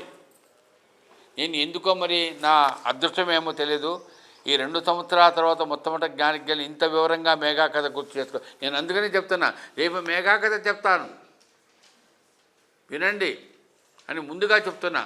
ఈరోజు చెప్పాను, నేను అనుకోలేదు, నేను ఇక్కడ రిహార్సల్స్ వేసుకోలేదు. మేఘా అనేటువంటి వ్యక్తికి బాబా నేను శివుడిని అనుకున్నా కుదరా, ఇప్పుడు అర్థమైంది కదా, నాకు సేవ చెయ్యని బాబా చెప్పాడా? లేదు. వస్తున్నాడు, పోతున్నాడు.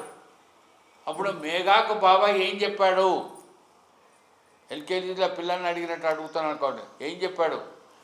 ఊళ్ళో ఉండేటువంటి అన్ని గుళ్ళల్లో పూజ చేయిపో అన్నాడు. ఇది నువ్వు అర్చకుడివి, నువ్వు బ్రాహ్మడివి, నువ్వు పూజ చేయవలసిన వాడివి. నాకు పూజ చేయడం కాదు, అన్ని గుళ్ళల్లో పూజ చేయిపో అసలు చెప్పాడు కదా. అబ్బా, నోరు విప్పి ఆ శివుడు నాకు చెప్పింది ఏంటి? అన్ని గుళ్ళల్లో పూజ చేయిపో అని చెప్పాడు. బ్రాహ్మణుని కదా, గాయత్రి ఉపదేశం పొందాను కదా, ఇంకా నాకేమి, వెళ్ళి పూజ చేస్తాను అని అన్ని గుళ్ళల్లో పూజ చేస్తున్నాడు. అన్ని గుళ్ళల్లో పూజ చేస్తూ ఉంటే ఒకసారి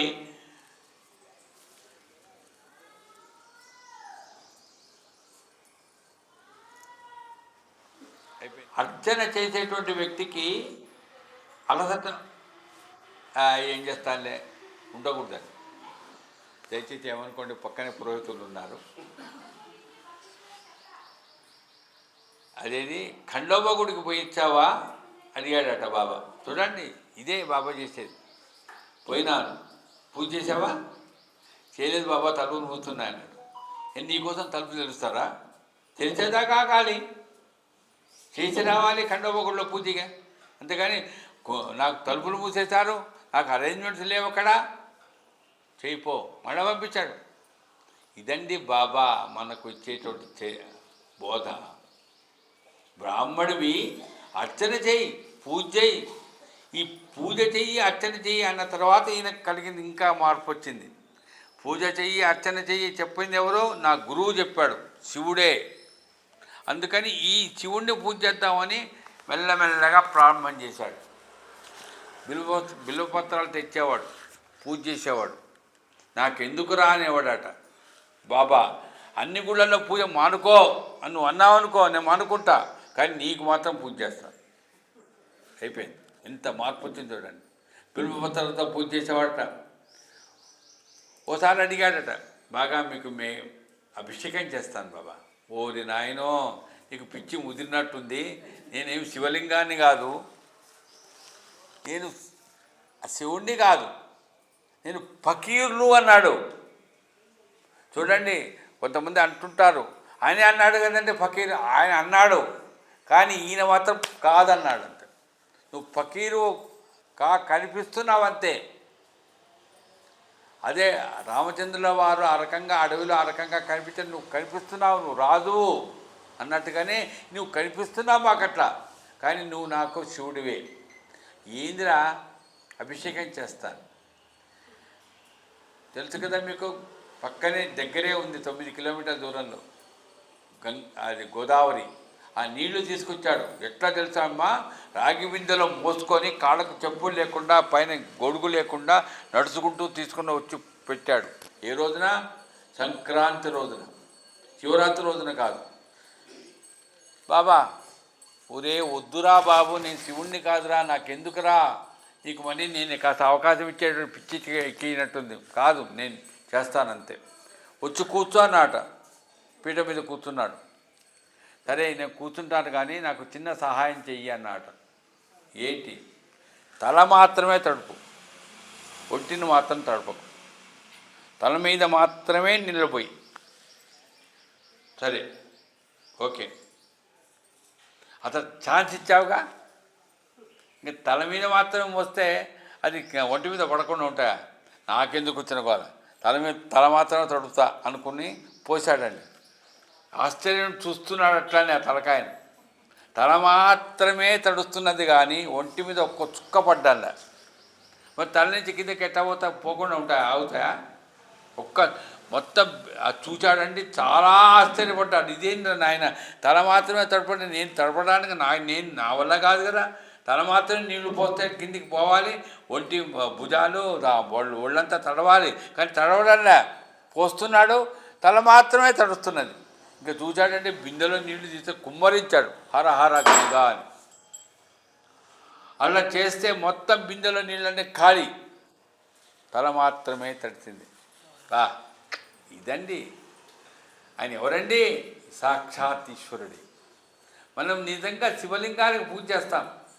ఈ మధ్య మీరు మీడియాలు ఎక్కువైపోయినాయి, మామూలుగా టీవీ ఛానల్స్ కూడా ఎక్కువైపోయినాయి, శివుడి గురించి చాలా చెప్తున్నారు. ఎవరు ఎన్ని చెప్పినా, ఏ చరిత్రలో చూడండి, ఒక మనిషిని కూర్చోబెట్టి నెత్తికి నీళ్లు పోసి శివలింగానికి పోసినట్టుగా, శివుడికే పోసినట్టుగా భావన కాదని అనుభవించిన వాడు ఎవరంటే మేఘా ఒక్కడే. అట్లాంటి అనుగ్రహించింది ఎవరండి? కాదు బాబా, కాదు ఈశ్వరుడు. నేను అందుకనే చెప్తా, బాబా ఈశ్వరుడే, ఈశ్వరుడు. తర్వాత తెల్లవారుజామున చెప్పాడట, పడుకొని ఉంటే అప్పుడప్పుడే లేస్తుంటే, ఎర్ర రంగుతో త్రిశూలాన్ని గీయమని. బాబా అన్ని తలుపులు కిటికీలన్నీ మూస్తున్నాయి కదా, ఎట్టొచ్చావు నువ్వు అని అడిగాడట. వచ్చి, నాకు ఇవన్నీ అడ్డురావురా. చూడండి, వచ్చాడు, తన రూమ్లో త్రిశూలాన్ని గీశాడు. ఈ రకంగా అంటే సూక్ష్మరూపంలో ఉండేటువంటి వాడిని నేనే, స్థూలంగా ఉండేవాడిని నేనే. స్థూలంగా ఉండి నెత్తికి అభిషేకం చేయించుకుంటా, శివుడే. సూక్ష్మరూపంలో ఉండేవాడు కూడా శివుడే. కనిపించకుండా లేడు కదండి, ఇప్పుడు లేడు కదండి శివుడు అనడానికి లేదు. శివుడు ఎవరు? మన చైతన్యమే శివుడు.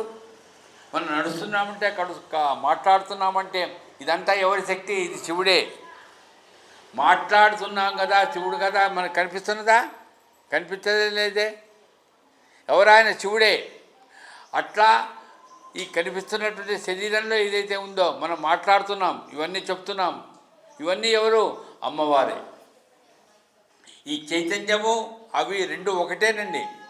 అందుకని శివుడు వేరు, అమ్మవారు వేరు అని ఎప్పుడు అనుకోకూడదు. అట్లాంటి ఆ చైతన్య స్వరూపమైనటువంటి అది ఆ అమ్మవారి యొక్క శక్తితో ఈ రకంగా మనం అనుభవిస్తున్న దాన్ని సాయిబాబా ఎంత చక్కగా ఉపదేశించడం కాదు, అనుభవించేటట్టు చేశాడు. అనుభవించేటట్టు చేశాడు. ఎవరికి? మేఘాకు. అట్లాంటి మేఘా చూడండి, ఎవరికి ఎంత ప్రాప్తమో అంతే. రోగాన పడి బయటకు వచ్చి సేవ చేసుకున్నాడు కదండి. సేవ ఎట్లా తెలుసా అండి? హారతి జరుగుతుంటే, మధ్యాహ్నం హారతి జరుగుతుంటే ఒంటికాలు మీద నందిలాగా ఎదురుగా నిలబడేవాడట. ఆయన పాడేవాడు కాదు. ఆ పాడుతున్నంతసేపు అంతే మేఘా. ఇంత శ్రద్ధగా సాయిబాబాకు పూజ అంటే ఎవరు చేయాలి? మేఘా చేయాలి. చేసేవాడు మేఘా.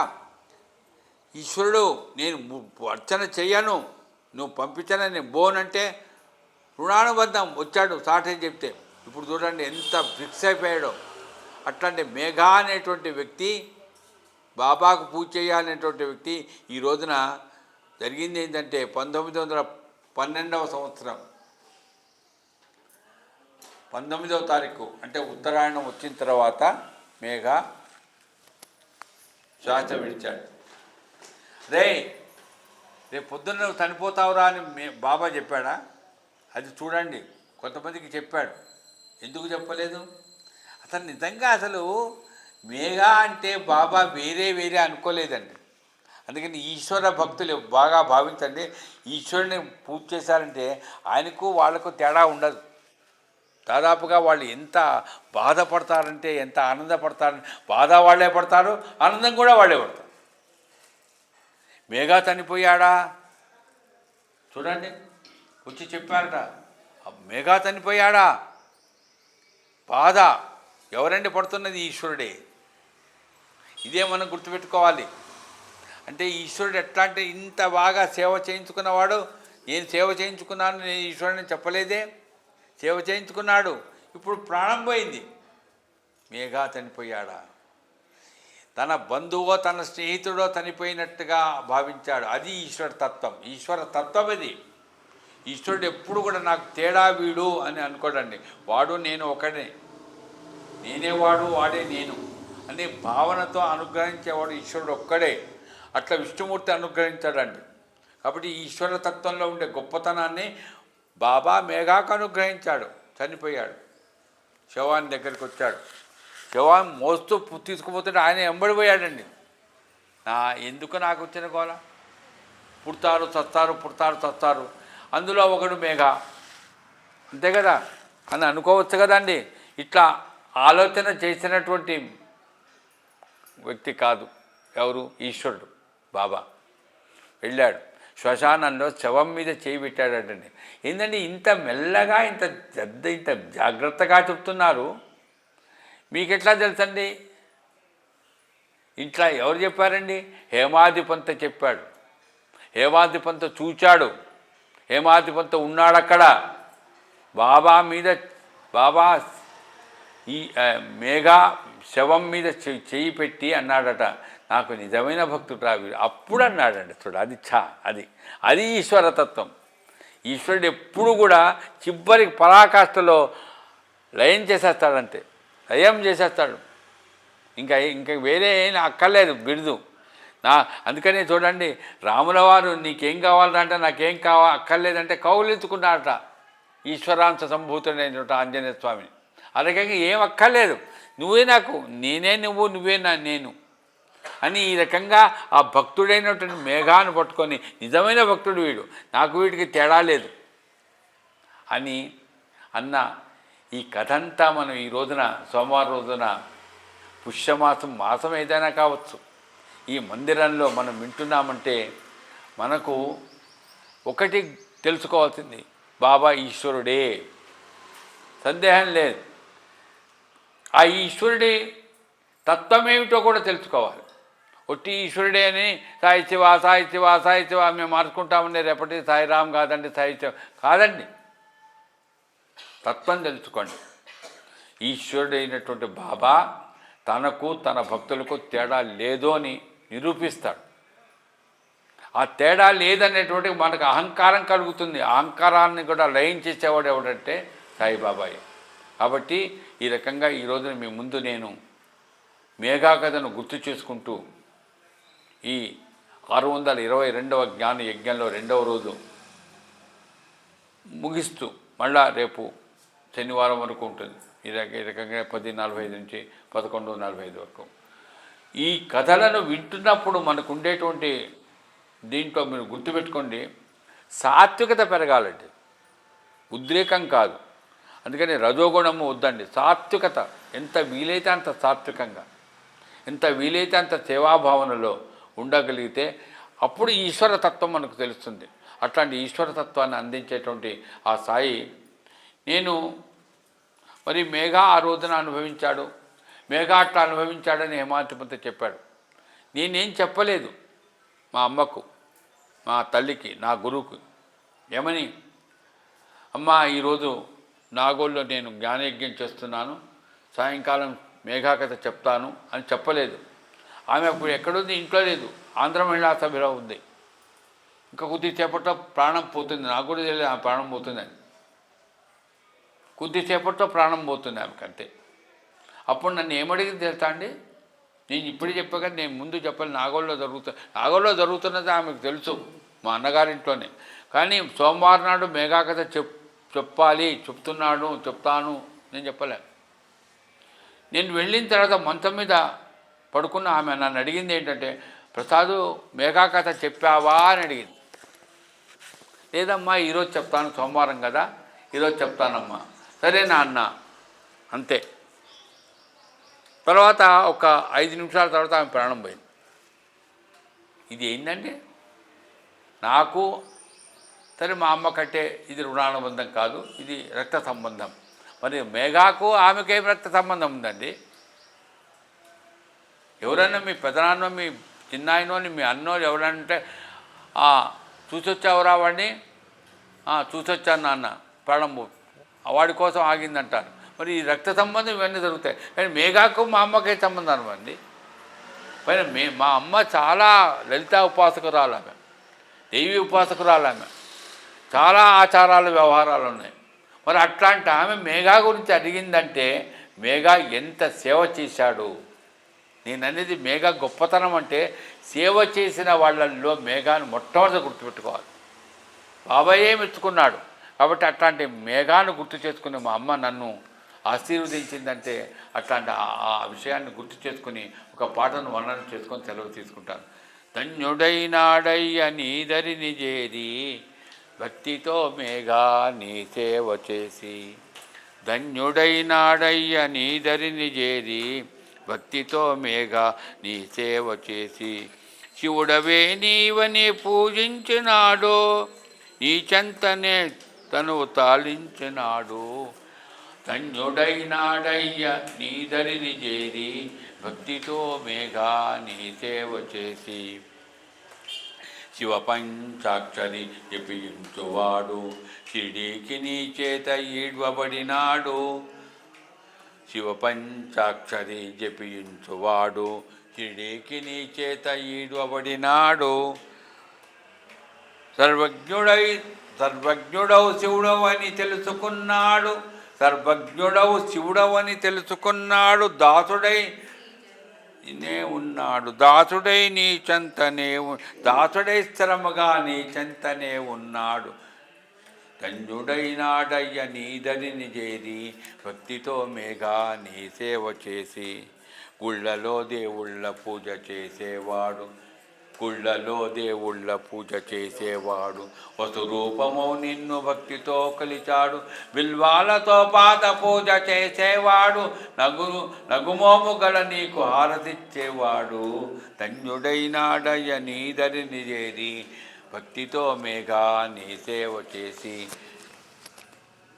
హరహర గంకంటూ అభిషేకమును చేసే, హరహర గంగంటూ అభిషేకమును చేసే, పరమేశ్వరుడవు నీకు తల మాత్రమే తడిసే, పరమేశ్వరుడవు నీకు తల మాత్రమే తడిసే, త్రిశూలమును గీయ ఆశక్తులను పొందే, శివలింగమును పొంది భక్తిక పూజించే. ధన్యుడైనాడయ్య నీదని చేరి భక్తితో మేఘా నీ సేవ చేసి, సాయి పద సన్నిధిలో ముక్తి నొందినవాడు షిరిడీలో శివునిలో లీలమైనాడు. అదండి ఎక్కడ పోయినాడంటే అండి కాశీలో పోయినాడండి. వినంగానే ఎంత ఆనందం కలుగుతుందండి. అయ్యో అంత దూరంలో పోయినాడా మనం ఇవన్నీ పక్క పెట్టండి. అలా పైన ఆ ప్రాణం పోయిన స్థలం కూడా మనం గుర్తుపెట్టుకోవాలి. ఎక్కడ పోయినాడు? ఇంట్లో పోతారు కొంతమంది. ఏందో మా నాన్న 3 నెలల క్రితం మేము కొత్తగా ఇల్లు కట్టుకుంటే 4 బెడ్రూము ప్రాణం పోయిందండి. మీ నాన్నదే కదా ప్రాణం పోయింది. ఈ రోజులు నిజంగా వింటుంటే కొన్ని విషయాలు చాలా బాధగా ఉంటాయి. అరే అంత నువ్వు ఇల్లు కట్టుకున్నావు కోట్లు పెట్టి, మీ నాన్న ప్రాణమేగా పోయింది. అతను ఇల్లు ఎందుకు కట్టుకుంటారండి? అదే మనం పోవడానికి అదే స్థలం, ఏదంటే ఏదైనా ఒక స్థానం, క్షేత్రం. అందుకని ఆ శ్వాస విడవడం అనేటువంటి సాయి పద సన్నిధులు ఆయన వచ్చి చూచాడు, ఆయన అనుగ్రహం పొందాడు. సాయి పద సన్నిధులు ముక్తి నొందినవాడు. ముక్తి అండి, శరీరానికి ముక్తి. కానీ ఈ రోజుకి కూడా 2026లో కూడా ఈ మందిరంలో మళ్ళా ఆ సాయి మందిరం, ఇదే సాయి మందిరంలో ఇదే కథను ఎన్నిసార్లు విన్నారండి మీరు? కానీ ఇప్పుడు మనం వింటున్నాం మేఘా కదే, సాయి ఈశ్వరుడనే కదే. కానీ ఎంత గొప్పగా వింటున్నాడంటే కారణం మనకు రక్త సంబంధం ఉందేమో, మనకు కూడా ఏదైనా రుణానుబంధం ఉందేమో. ఏదీ లేకపోతే మనం కూర్చోము ఇక్కడ. ఇప్పుడు హారతి కూడా టైం అయింది, ఎక్కువైంది, నా పొరపాటు అయింది. కానీ ఇట్లా నేను చెప్పుకుంటూ పోతే ఎంతసేపు అయినా కూర్చొని చెప్తుంటానేమో. కానీ ఈ చెప్పుకోవడంలో నాకు నేను అయిపోతున్నాను. ఇంత టైం చూసుకోవడం లేదు. కాబట్టి ఈ రకంగా చెప్తున్నా కూడా ఏం సార్ మీరు ఇంకా టైం ఎక్కువ తీసుకుంటున్నారు, మీరు ఆపేయండి సార్ అని ఎవరు ఆ ట్రస్ట్ ప్రసాదరావు కూడా ఆగడంలే. కారణం ఏంటంటే ఇది మనము తన్మయత్వం పొందేటువంటి తన్మయత్వం కొంతమంది పొందుతారు కొన్ని విషయాలలో. మనం తన్మయత్వం పొందుతున్నాం. అబ్బా మెగా కదా సార్, శివుడి కదా సార్, ఎంత గొప్పగా చెప్తున్నాడు సార్, వింటుంటే సార్ ఇంకా ఆకలి దప్పికలు ఉండవు. ఎందుకంటే ఇది ప్రాణబంధంగా ఈ రకంగా మనం గుర్తు చేసుకుంటున్నాం కాబట్టి. సాయి పొద్ద సన్నిధిలో ముక్తి నొందినవాడు, అట్లా ముక్తి పొందితే మనం గుర్తు చేసుకుంటాం. ఏదో ఎంతోమంది ముక్తి పొందుతారు, ప్రాణం పోతుంది, శ్వాస పోతుంది, కానీ వాళ్ళని మనం గుర్తు చేసుకోము. మరి మేఘాన్ని గుర్తు చేసుకుంటున్నాం కాబట్టి సాయి పద సన్నిధిలో ముక్తి నొందినవాడు షిరిడీలో శివునిలో లీనమైనాడు. నిజంగా అది ఎంత గొప్ప అనుగ్రహం. షిరిడీలో శివునిలో లీనమైనాడు, నిజమైన భక్తుడిగా మెప్పు పొందినవాడు. సాయి పద సన్నిధిలో ముక్తి నొందినవాడు షిరిడీలో శివునిలో లీనమైనాడు. రాజేంద్ర మదినేలు సాయి సేవకుడు, రాజేంద్ర మదినేలు సాయి సేవకుడు, నిజమైన భక్తుడిగా మెప్పు పొందినవాడు. నిజమైన భక్తుడిగా మెప్పు పొందినవాడు. ధన్యుడైనాడయ్య నీ దరిని చేరి, భక్తితో మేఘా నీ సేవ చేసి. ఈ రకంగా మీకు ముందు నేను ఏదో కాస్త ఇబ్బందిగా ఉన్నానేమో అని అనుకుంటున్నారేమో, కాదండి, ఆరోగ్యంగా ఉన్నాను. అంటే ఇప్పుడు మీతో మాట్లాడు ఈ ఆనందం ఎందుకు కలుగుతుందంటే ఇన్ని రోజులైనా కూడా మెగా కథ ఇంత బాగా ఎట్లా వచ్చిందబ్బా. ఎందుకంటే ఇక్కడ పద్మావతమ్మ గారు కానీ ఉమానేశ్వర గారిని చాలాసార్లు విన్నారు. ఇక్కడ కాదండి, కాశీలో విన్నారు మెగా కథ. కానీ ఈ మందిరంలో మరి క్షేత్రబలం, అది బ్రాహ్మడు కాదు, నేను బ్రాహ్మణ్ణి, ఆయన నీచుడు అన్న ఆ మెగా. ఇంత ఆనందంలో ఈ రకంగా నేను కొంత ఆలస్యం చేశానేమో, క్షమించండి. 622వ జ్ఞానికంలో 2వ రోజు ఈ రకంగా ముగిస్తూ రేపటికి మళ్ళా నేను ముందే చెప్తున్నా. అంటే మీకు అట్లా సార్ ముందే ఎట్లా చెప్తున్నా సార్, అది కూడా అహంకారమేమో. సాయి కథలలో చాలా ఉన్నాయి, అన్నీ గుర్తు చేసుకోవడం కష్టం. అవకాశం ఉంది కాబట్టి వారం రోజుల్లో పాము కప్ప కథ అది రేపు మననం చేసుకుంటాను నేను. దాంట్లో ఉండేటువంటి ఆధ్యాత్మికమైనటువంటి అంతరంగంగా ఉండేటువంటి విశేషాలను కూడా గుర్తు చేస్తాను. దయచేసి వచ్చి అందరూ నన్ను ఆశీర్వదించవలసిగా కోరుతూ కరణచరణ కృతంబా కాయజం కంబజంబా శ్రవణ నైనజంబా మానసంబా అపరాధం విహిత మహితంబా సర్వమేత క్షమస్వ. జయ జయ కరుణాబ్ధే ప్రభో శ్రీ సాయినాథ్. శ్రీ సచ్చిదానంద సద్గురు సాయినాథ్ మహారాజ్ కి జై. మీరు కోరిన ప్రకారం ఎన్ని కష్టాలు వచ్చినా, ఎంత జరిగినకి ఇబ్బందులు వచ్చినా కూడా భగవంతుడికి ఆ గొంతు ఇవ్వాలి, వినే అవకాశం అదృష్టం మాకు కలగాలి. అలాగే ఎక్కడ వాసులు కొరకు ఉమామహేశ్వరుడు దాదాపు 77 పైన వయసు ఆయన, ప్రభాకరరావు గారు ఉప్పలు ఎక్కడి నుంచి ఆయన, అలా పద్మావతమ్మ వైదేహి నగర్, ఇలా ఎక్కడెక్కడి నుంచో ఆయన మాట వినడానికి, ఆయన ప్రపంచం వినడానికి ఆ వాక్ శుద్ధి అంటారు, దాన్ని వినడం కోసం చెప్పినంత కష్టపడి వస్తూ ఆ టైంకి రావాలని చెప్పి తాపత్రయపడుతూ ఇవాళ ఆటోని పోలీసు వాళ్ళు ఇబ్బంది పెట్టారు కాబట్టి 10 నేటివ్ చెప్పినాయి. ఆయన అంటుంటే అంటే అనిపిస్తుంది రకరకాల కారణాలు ఎలా ఉన్నా కూడా ఇక్కడ రావాలి, మనం వినాలి, అలాగే 10 మందికి ఆయనకు ప్రపంచాన్ని చెప్పించాలని తాపత్రయంతో ఉన్న ఉమామహేశ్వరరావు గారు ఆయన ఒక కళాకారుడు. చెప్పాను నిన్నే, కృష్ణుడి వేషం వేసి మనం ఎవరు కనపడదు, ఆయన ఎక్కడ ఉంటాడు, అటువంటి పెద్ద మనిషి. ఆయన కళాకారుడు ఆయన అంటున్నాడు. నా కళాకారుడు కంటే నేను చెప్తున్నాను, ఆయన వేషం ఆయన చూసి ఎవరైనా ఆయన హైకోర్టు రిజిస్ట్రార్ అనుకుంటారు. ఎవరైనా, నాకు నేనే అనుకోను. ఆ చిన్న ఆ డ్రెస్ అది వేసుకొని అందరితో పాటు ఈ మా అడ్డపంచ వేసుకునేవాడు, మరి మానుకున్నాడు తెలియదు. మరి ఆ రకంగా ఉంటే ఇంత నిరాడంలో రిజిస్ట్రార్, అది హైకోర్టు రిజిస్ట్రార్, అది కూడా ఏదో డిస్ట్రిక్ట్ కోర్టు కాదు. మరి ఆ కోర్టు పనిచేసి రిటైర్ అయినటువంటి వ్యక్తి అంత నిరాడంబరంగా. అందుకని ఇక్కడ పదవి హోదా కంటే కూడా సాయి సేవలు, సేవకులకు ఎంతవరకు మనం చేయగలుగుతున్నాము, ఆయన సేవలు మనం ఎంతవరకు సాధించగలము.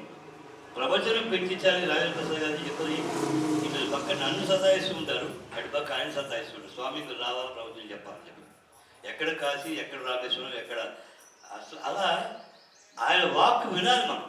ఆయన చేసినంత సప్తాహం చేస్తారండి, అఖండ సాయినామం ఒక్క రోజు పెడతానికి నేను భయపడుతున్నాను. ఖర్చు అవుతుంది చెప్పండి. నా కమిటీ వాడు మా ట్రస్ట్ వాడు ఎందుకంటే అప్పు ఖర్చు చెప్పండి, నిజమే కాకపోతే ఖర్చే కదా అని భయపడుతున్నాడు. అటువంటి ఆయన సప్తాహం చేస్తారు. ఎక్కడ? కాశీలో, రామేశ్వరుడు, షిరిడీలో. రేపు 1వ తారీఖు నుంచి షిరిడీలో మహాలక్ష్మి టెంపుల్ ఉంటుంది, అక్కడ చేస్తారు ఆయన అక్కడ సాయినామని. అసలు మాకు 3వ తారీఖు అది వారికి 3వ తారీఖు నుంచి. కాబట్టి ఆ టైంలో కూడా స్వామితో పాటు నేను వెళ్దామని ప్రయత్నం చేస్తున్నాను, వెళ్తాను కూడా. ఉమాశ్వరు అంటే సప్తాహంతో ఉండమంటారు ఆయన చెప్తారు పాపం. కానీ ఆరోగ్యరీత్యా కావచ్చు, సమయం కావచ్చు, తనకున్న బంధాలు కావచ్చు, రకరకాల కారణాలు. ఒకటి, ఆయనతో దాదాపు నేను ఉంటాను అందరూ నేను చెప్పాను. మనతో పాటు ఎవరైనా వస్తే సంతోషంగా. అలాగే మీరు వచ్చినందుకు, ఇవాళ విన్నందుకు నిజంగా నైట్ పెడుతుంటే చలికాలమే వాస్తవే, కానీ ఇప్పుడు పగలు పెట్టడం వల్ల కాస్త ఇంతమంది కనిపిస్తున్నాము. మా గురుగారు టైంకి వచ్చి సీరికి రావడా గురుగారు చెప్పన్నారు. అంటే ఆ టైం రావడం, స్వామి రావడం రెండు జరిగింది. ఆయన టైం అంటే టైం ప్రకారం రావడం అలవాటు ఆయనకి. ఇవాళ కాదు, నేను లేట్ వస్తాను, ఆలస్యంగా వస్తాను, కానీ ఆయన మాత్రం సమయం పాటిస్తారు, సమయానికి వస్తారు. వారిద్దరు ఉభయులు భార్యాభర్తలు వచ్చి ఆయన తోడుగా ఈ కార్యక్రమంలో పాల్పంచుకున్నందుకు మనకి మేఘాశాఖ నిజంగా మేగుడు ఆ శివుడి గురించి చెప్పంటే మంచి మాటలు వచ్చాయి. మనందరూ వింటున్నాం ఇవాళ సోషల్ మీడియాలో రకరకాలుగా. కానీ దానికి సమాధానం మనకి ఇవాళ పొందాం అనుకున్నాను. ఆ సమాధానం మనకు వచ్చిందని చెప్పని భావిస్తున్నాను. ఇవి అంటూ ఉంటారు, రకరకాలు వస్తుంటాయి. ఇక్కడ మనం వాటి జోలికి పోవద్దు. కానీ మనకి నమ్మకం గురువు, మనకి నమ్మకం దేవుడు, మనకి నమ్మకం శివుడు, మనకి నమ్మకం రాముడు, మనకి నమ్మకం కృష్ణుడు, మనకి నమ్మకం హనుమంతుడు. అంతవరకు మనం ఉన్నాం. మన సేవ మనం చేసుకుంటూ ఉన్నాం, మన ప్రయత్నం మనం చేస్తూ ఉన్నాము. ఎక్కడ లోటు ఉండదు. నేను భయపడ్డాను ఉండి కౌంట్ చేస్తూ, కానీ ఆయన మనకి లోటు చేయట్లేదు. ఈ గుడికి ₹1 తగ్గకుండా ఖర్చుకు తగ్గట్టుగా ఆదాయం తగ్గట్టు ఖర్చు మనకి ఇచ్చేది. ఒకసారి గట్టిగా చెప్పడం కూడా ఏ గుడికి వెళ్ళినా కూడా, ఎక్కడ విన్నా కూడా, ఇక్కడ షిరిడీలో కూడా భక్తులు రావట్లేదు అంటున్నారు. కానీ బాబా ఆలోచనతో ఈ గుడిలో మాత్రం ఎటువంటి ఇబ్బందులు లేకుండా, ఎక్కడ కష్టాలు లేకుండా మనం ఓవర్ ఖర్చు పెట్టకపోవచ్చు, కానీ మెయింటైన్ అవుతుంది. నెలకి సుమారు ₹2 లక్షల ఖర్చు. అటువంటి మనం మెయింటైన్ జరుగుతుంది. బికాజ్ ఆఫ్ ఆయన దయ, ఆయన అనుగ్రహం ఉండాలి. మళ్ళీ రేపటి నుంచి రేపు కూడా ఇలాగే 10:45 స్వామి వచ్చేస్తారు. కాబట్టి మనం ముందుగా 10:30 వస్తే రెడీగా ఉంటాం. కాస్త కూర్చోలు ఆయన వచ్చాక మన కుర్చీలు జరుపుకుంటూ పట్టాలు తీసుకుంటూ ఉంటే బాగోదు. కాబట్టి అవకాశం ఉన్న వరకు మనం ముందుగా వచ్చి కూర్చునే ప్రయత్నం చేద్దాము. ఆయన రాగానే ప్రపంచం స్టార్ట్ చేస్తాం. మీకు తెలిసిన విషయం, ఆ గంట సేపు ఈ ప్రపంచాన్ని మర్చిపోతాం మనం. ఇంకేం చెప్తారు ఆయన, ఇంకేం చెప్తారు అని చెప్పి. ఎందుకంటే 30 ఏళ్ళుగా వింటున్నాం ఆయన యొక్క ప్రవచనాన్ని. కానీ ఇప్పటికీ కొత్తదనం ఏదో కొత్తదనం వస్తూ ఉంటుంది. అటువంటి మహానుభావుడు యొక్క మాటలు, జ్ఞానము మనం తెలుసుకోవడం చాలా ముఖ్యము. ఆరోగ్యం ఎన్ని కష్టాలున్నా కూడా కష్టపడుతూ లోపల రావాలంటే కూడా ఆయన ఆ వాటలు పట్టుకుని లోపలికి వస్తూ ఇక్కడ కూర్చున్నాక నాకు ఎంతో ఆనందంగా ఉంది మిమ్మల్ని చూస్తే. మీకు చెప్తుండే చెప్పంటుంటే మనకంతా మహానుభావుడు ఆయన యొక్క ప్రవచనం ఇలాగే వినాలని మనసులో కోరుకుంటున్నాను. శనివారం వరకు కూడా ప్రతిరోజు 10:45 నుంచి 12 గంటల వరకు కూడా ఇలా జ్ఞానేంద్రం నిర్వహించబడుతుంది. ఆ రోజు 22 జ్ఞానేంద్రం మనమంతా పాల్పంచుకోండి. ఇంకా మన బంధువులకి స్నేహితులు చెప్పి ఈ మంచి మాటలు అమృతమే, ఇలాంటి మంచి మాటలు మీరు ప్రయత్నం చేయవలసిందిగా మనం